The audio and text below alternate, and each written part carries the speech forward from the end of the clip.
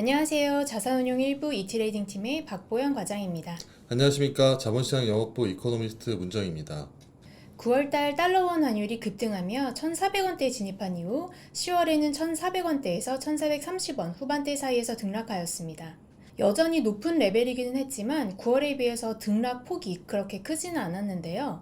장중 환율로는 1,444원을 상회하며 연고점을 경신하기도 하였지만 월말로 가면서 연준의 금리 인상 속도 조절 가능성이 제기되고 투자 심리가 조금 회복되면서 1,410원대로 레벨을 낮췄습니다.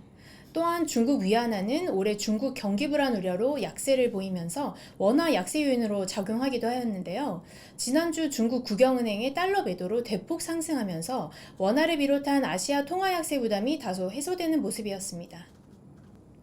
10월에는 FOMC가 없었잖아요. 그쵸. 9월 이후 이제 11월에 또 금리 인상이 결정될 텐데 네. FOMC 이외에 어떤 이벤트들이 있을까요? 네, 맞습니다. 일단 11월 달 가장 주목할 이벤트라면 월 초에 있는 미국 연준의 FOMC 회의가 한국 시간으로 2일 날 그리고 3일 날 걸쳐서 있을 거고요. 그러니까 3일 새벽에 이제 FOMC 결과가 발표될 예정이고 바로 이제 파월 의장 기자회견도 있고요. 그에 앞서서 1일 날 같은 경우에는 호주 RBA도 주목하는 부분입니다. 왜냐면은 호주가 지난번에 이제 50bp 올릴 줄 알았는데 25bp 올렸거든요. 그래서 긴축 속도 조절에 대한 이제 신호를 줬기 때문에 이번에도 그런 부분을 이어갈 수 있느냐라는 부분도 봐야 될 것 같고요. 그다음에 영국 BOE 회의도 있습니다. 그 다음 주에는 8일 날 11월 8일이죠. 미국 중간 선거도 주목하는 부분이고 중간 선거에서 이제 민주당이 패배할 거로 보고 있는데 그럴 경우에 이제 정책적인 부담이 상당히 클 거로 보고 있습니다. 그런 부분도 주목한 부분이고 그리고 10일 날 미국의 소비자 물가 그리고 11일 날 미시건대 소비 심리 지표 이런 것들도 시장에서는 주목하는 부분입니다. 왜냐면은 아무래도 미국 연준의 긴축 속도 조절이 가능하냐는 부분도 확인된 부분이기 때문에 주목하고요.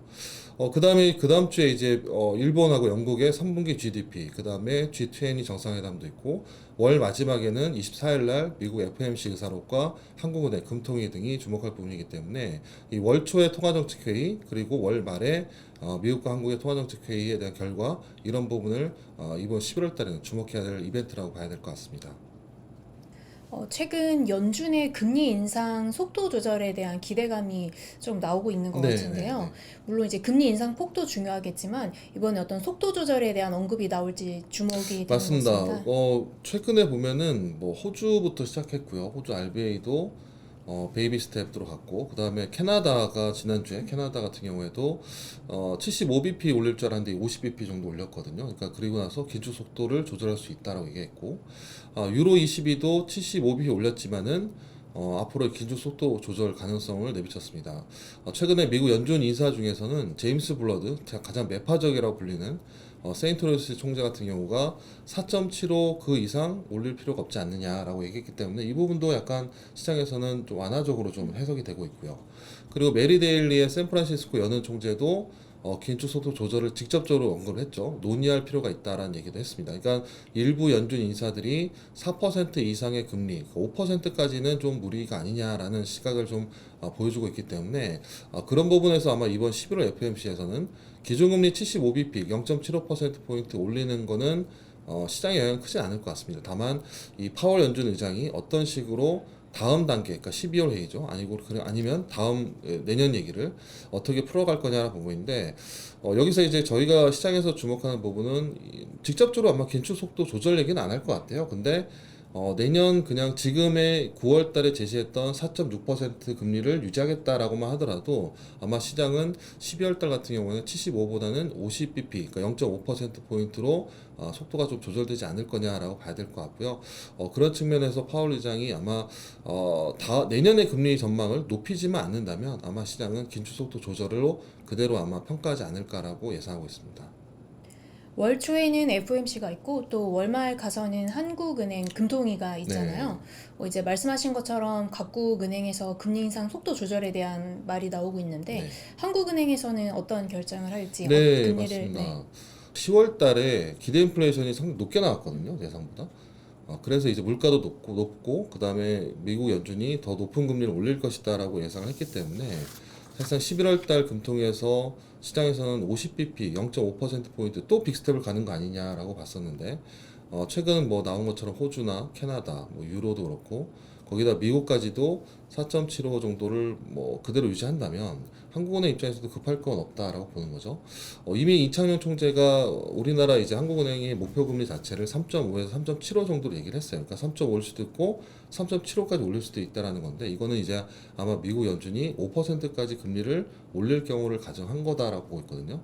그런데 만약에 다음 주에 이제 FOMC에서 그냥 4.75 정도를 그대로 유지할 수 있다라고 한다면 11월 24일 한국은행 쪽에서도 50bp보다는 25bp, 그러니까 0.25%포인트의 베이비 스텝으로 갈 가능성이 높지 않느냐라고 보고 있고, 최근에 뭐 얘기가 많이 나오죠. 워낙 채권 시장, 회사채 시장의 어려움도 있고, 그 다음에 주택, 부동산 경기들, 가계 부채 문제, 거기다 대외무역수지 적자, 이런 것들이 전반적으로 다 경기에 대해 부정적인 영향을 미치고 있기 때문에 만약에 뭐 전 세계적으로 중앙은행들이 긴축 속도 조절한다면 한국은행은 아마 11월 달부터는 25bp씩 한 번에서 두 번, 뭐 많아야 세 번 정도 인상하는 경로로 가지 않을까라 보고 있고, 시장에서는 이렇게 하면은 한국과 미국의 기준금리 역전은 뭐 최대한 125bp 정도, 그 정도 유지가 된다면 아마 심각한 자본 유출은 일어나지 않을 것이다라고 보는 게 맞습니다.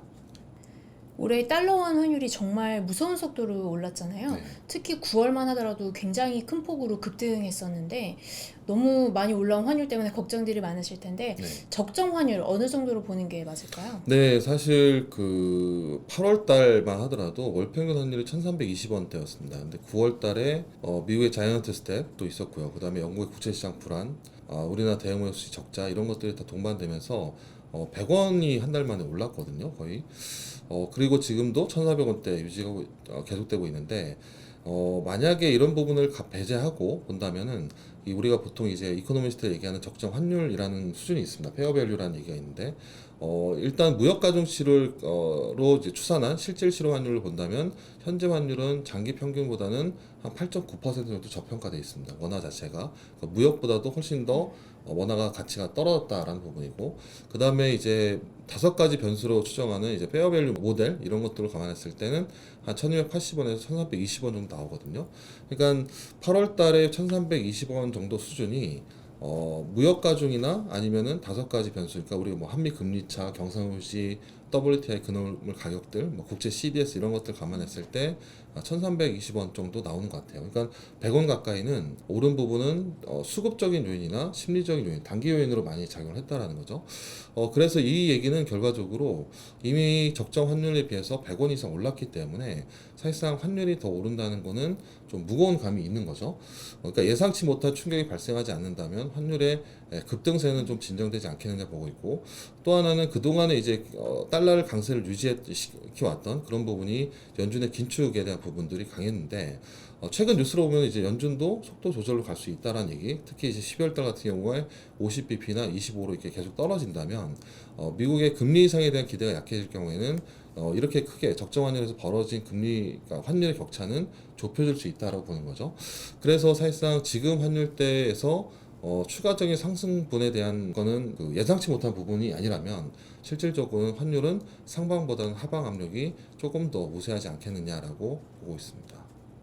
마지막으로 11월 환율 전망 부탁드립니다. 네, 11월 달에는 일단 월 초에 FOMC가 워낙 중요한 회의이기 때문에 월 FOMC 회의 결과를 좀 봐야 될 것 같고요. 만약에 예상대로, 시장 예상대로 연준이 긴축 속도 조절에 대한 언급이 좀 나오거나 아니면은 11월에 나오는 10월 소비자 물가나 이런 경제 지표가 예상보다 전월보다 좀 부진하다면 결국에는 12월 달에는 50bp 그리고 내년 2월에는 25bp로 이렇게 떨어지는 속도를 좀 줄이는 그런 과정이 있지 않을까라 보고 있고, 그게 만약에 반영된다면 최근과 같이 미국 국채 금리가 떨어지고 하락하고 그 다음에 달러 강세 기대도 다소 약해질 것이다라고 보고 있습니다. 앞에서 말씀드린 것처럼 지금 환율 자체가 약간 오버슈팅된 구간에 있거든요. 그렇기 때문에 환율은 좀 안정을 보일 거라고 보고 있는데 이 외에도 이제 아직까지도 변수가 많죠. 글로벌 경기 침체 우려도 있고 그 유로나 영국, 일본 같은 경우에 상대국이 부진들 이런 것들이 있기 때문에 좀 더 이제 아마 11월 달은 환율에 대한 이제 방향을 좀 가늠하는 그런 이제 구간이 되지 않을까라 보고 있습니다. 월초 FOMC 그리고 월말에 그 BOK도 있고 여러 가지 이벤트가 있지만 환율은 10월보다는 조금 뭐 하방으로 좀 내려가는 그런 모습이 되지 않을까라 보고 있는데 하방 자체도 아직은 단단하기 때문에 저희가 봤을 때는 일단 9월달 이제 환율에서 조금 올라간 수준에서 본다면 대략 한 1385원에서 1435원 정도에서 등락하지 않을까라고 예상하고 있습니다. 또 유로원 환율은 유로화가 최근 이제 페리티 환율을 좀 회복하는 모습을 보이고 있거든요. 그래서 1375원에서 1415원 정도 예상하고요. 원엔 환율 같은 경우에는 엔화 자체도 약세를 조금 되돌리는 부분이 있기 때문에 지난해와 유사하게 955원에서 995원 정도로 등락할 것으로 보고 있습니다. 지금까지 똑똑한 환율 이야기 환율 똑똑이었습니다. 감사합니다.